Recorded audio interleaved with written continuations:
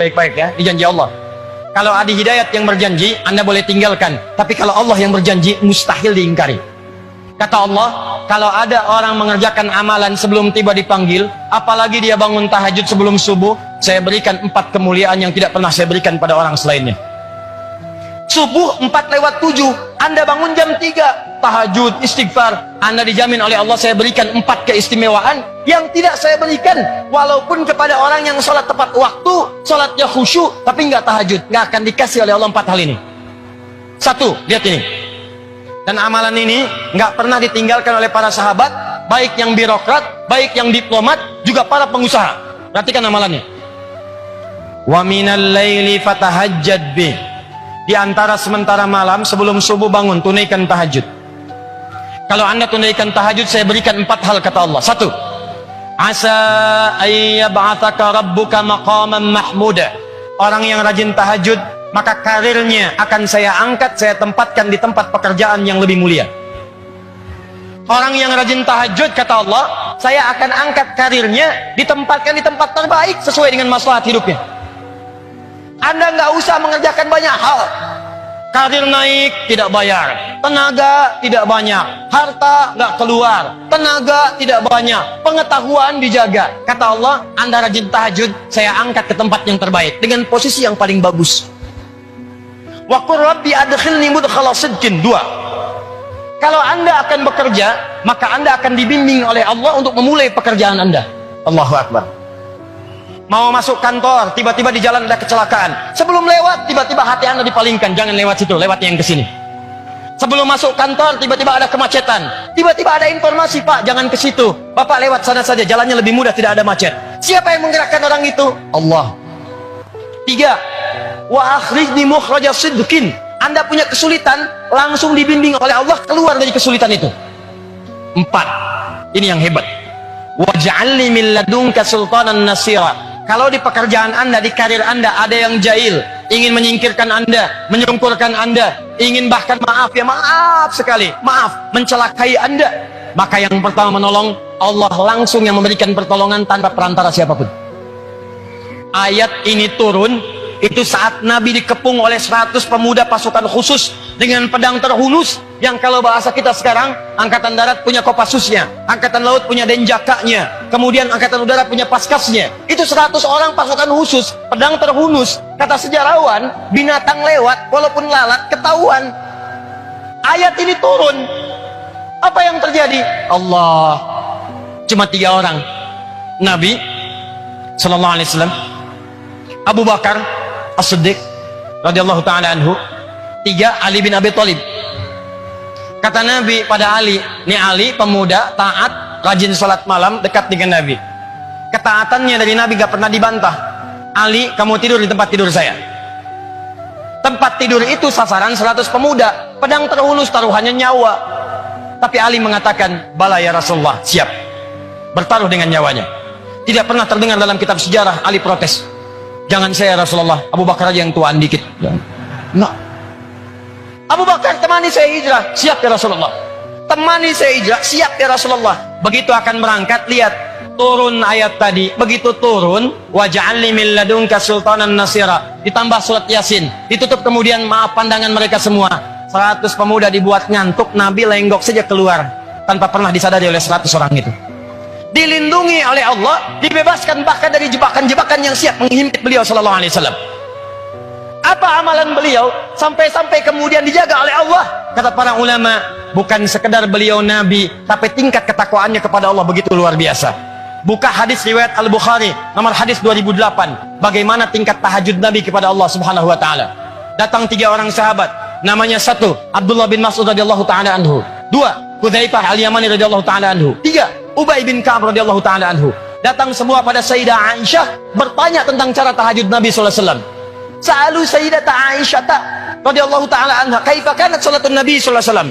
Kata Sayyidah Aisyah, la tas'al an husnihinna wa qulihinna. Tolong jangan ditanya bagaimana panjang dan bagusnya salat Nabi. Saya aja pernah tiduran, begitu malam tidur tangan saya bergerak kena kaki Nabi sedang salat.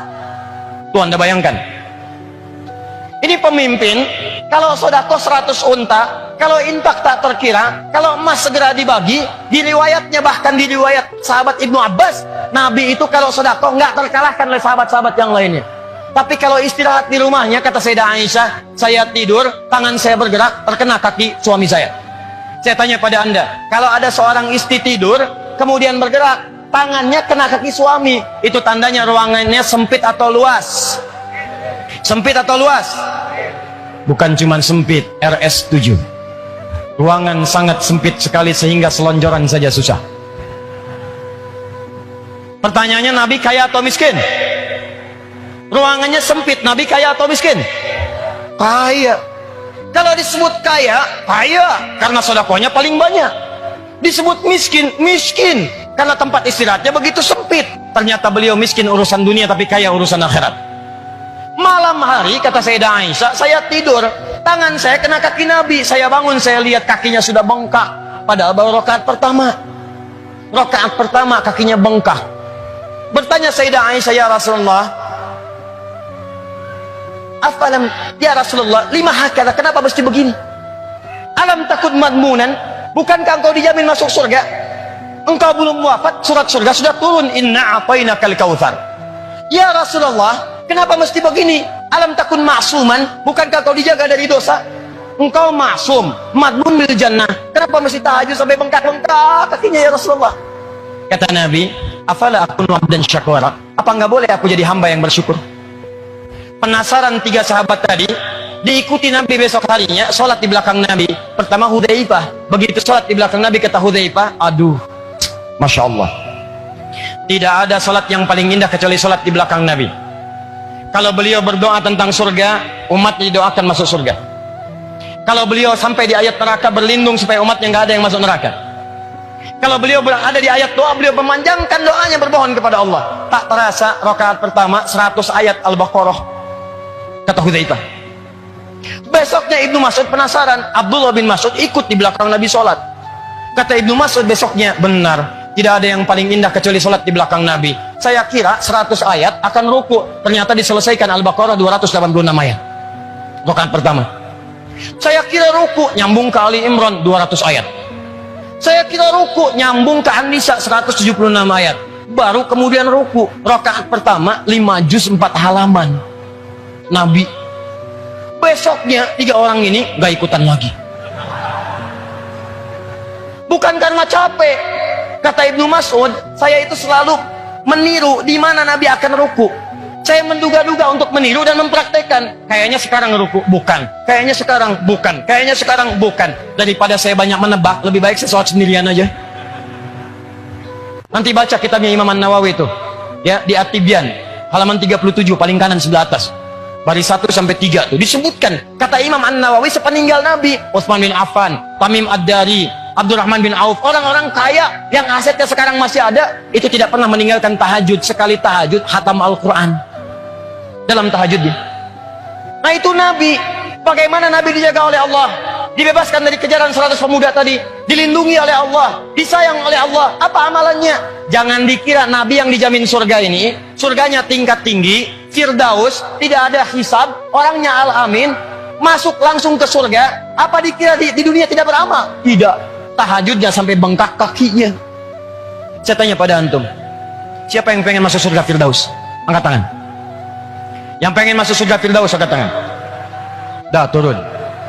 Bersama Nabi. Bersama Nabi. Angkat tangan. Ah, turun.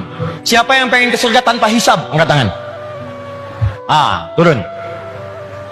Sekarang balik. Siapa yang nggak punya dosa? Angkat tangan. Siapa yang dosanya dikit? Angkat tangan. Siapa yang dosanya banyak? Angkat tangan. Ah, ulang.